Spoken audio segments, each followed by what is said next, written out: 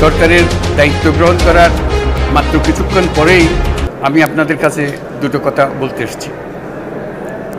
আজ দ্বিতীয়বার যারা স্বাধীনতার স্বাদ আমাদের সকলের জন্য সম্ভব করল, সেই বৈষম্য বিরোধী ছাত্র আন্দোলনের শহীদ ছাত্র জনতা এবং এতে আহত অসংখ্য আন্দোলনকারীকে স্মরণের মাধ্যমেই দেশবাসীকে আমি কিছু কথা বলতে চাই। তাদের দুঃসাহসিক আত্মত্যাগ, সাহস ও সারা দেশকে ঐক্যবদ্ধ করার বিনিময়ে ছাড়া এই স্বাধীনতা অর্জন কখনোই সম্ভব হতো না।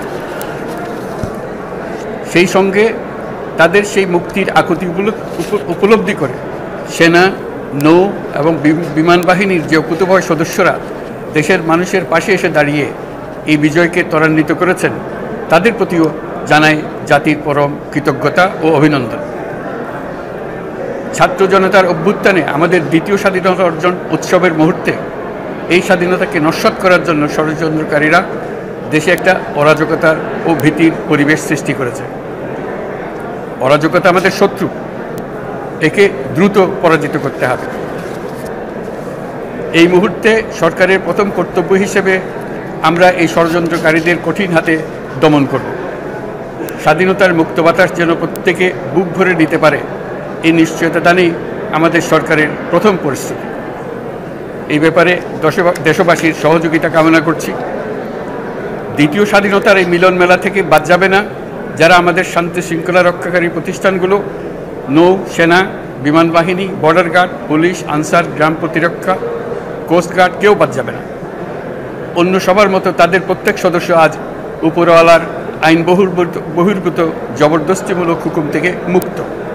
কারো জন্য এটা বিন্দুমাত্র ব্যাহত হলে আমাদের আজকের উৎসব ম্লান হয়ে যাবে। প্রচণ্ড নিষ্ঠুর পতিত স্বৈরাচারী সরকার এসব প্রতিষ্ঠানকে দিয়ে ক্ষমতা কুক্ষিগত করে রেখেছিল। আমরা তার এই প্রচেষ্টা ব্যর্থ করে প্রতিষ্ঠানগুলোর হারানো গৌরব ফিরিয়ে আনব। এই ঘৃণ্য চেষ্টায় ব্যবহৃত হয়ে যারা অপরাধ সংগঠিত করেছে তাদেরকে আইনানুগ বিচারের মাধ্যমে শীঘ্রই উপযুক্ত শাস্তি দেওয়া হবে। একই কথা দেশের সকল মন্ত্রণালয়, সংস্থা, শিক্ষা প্রতিষ্ঠান, নানা কর্মক্ষেত্রের জন্য প্রযোজ্য। সর্বত্র অপরাধীর বিচার হবে। আজ প্রত্যেকটি প্রতিষ্ঠান ও তার সদস্যরা নিজ নিজ কর্তব্য পালন করার মাধ্যমে দ্বিতীয় স্বাধীনতাকে উপভোগ করবেন, দেশকে গৌরবের শীর্ষে নিয়ে যাবেন এবং দেশবাসীকে এবং জগৎবাসীকে উপভোগ করার সুযোগ করে দেবেন। আমি জাতির পক্ষ থেকে প্রত্যেকে নির্ভয়ে আনন্দ চিত্তে নিজ নিজ কর্মস্থলে নিজ নিজ সামর্থ্য নিয়ে এগিয়ে আসতে অনুরোধ করছি। দেশের সকল মানুষকে আজ স্বাধীন, নির্ভয়, নিরুদ্বেগ থাকার জন্য নিশ্চয়তা দেওয়ার জন্য আমাদের ছাত্র শহীদরা প্রাণ দিয়েছেন।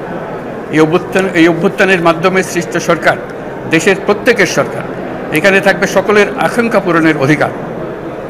অরাজকতার বিষ বাষ্প এখন যেই ছড়াবে, বিজয়ী ছাত্র জনতা সহ মুক্ত মানুষের আইনশৃঙ্খলা বাহিনীর পূর্ণ শক্তি তাকে ব্যর্থ করে দেবে। নিষ্ঠুর স্বৈরাচারী সরকার দূর হয়ে গেছে।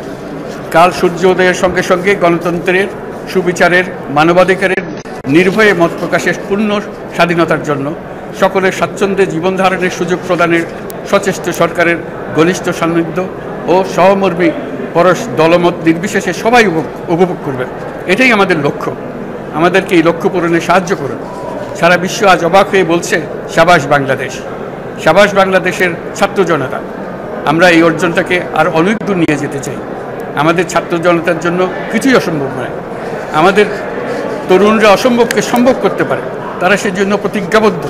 যদি আমরা ঐক্যবদ্ধ থাকি, ধ্বংসাত্মক কর্মকাণ্ড থেকে দূরে থাকি, সবার জন্য মুক্ত পরিবেশ সৃষ্টি করতে পারি, আমাদের বিজয় অবশ্যই হবে।